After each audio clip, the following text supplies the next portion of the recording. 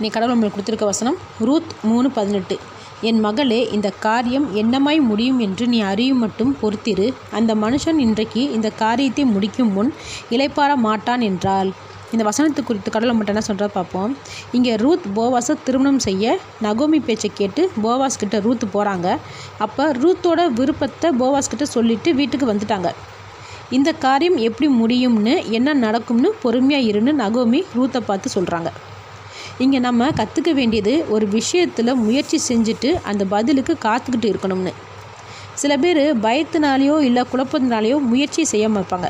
ஆனால் நம்ம செய்கிற முயற்சி மற்றவங்களையும் நம்மளையும் பாதிச்சிடக்கூடாது. ரூத் 3:13 பார்த்தோம்னா தெரியும். நகோமி ரூத்தை ராத்திரி நேரத்தில் யாரும் இல்லாத போது போவாஸ் கிட்ட அனுப்புனாங்க. பகல் நேரத்தில் ரூத் போவாஸ் கிட்ட பேசியிருந்தா, ஒருவேளை போவாஸுக்கு ரூத்தை திருமணம் செய்ய இஷ்டம் இல்லைன்னா மக்கள் ரூத்தை தவறாக பேச வாய்ப்பு இருக்குது. அதனால தான் நகோமி ரூத்தை ராத்திரியில் அனுப்புனாங்க. அப்போ நம்ம கவனிக்க வேண்டியது, முயற்சியும் செய்யணும், பாதிப்பு இல்லாமையும் பார்த்துக்கணும். முயற்சி செஞ்சதுக்கப்புறம் அதுக்கு பதில் கிடைக்கிற வரைக்கும் பொறுமையோடு காத்திருக்கணும். ஆமேன்.